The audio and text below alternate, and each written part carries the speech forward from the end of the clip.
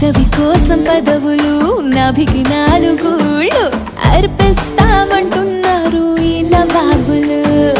తార తార నా కళ్ళు వెన్నెల పూత నా ఒళ్ళు ఆకాశాన్ని అంతకని వెలకడతారు.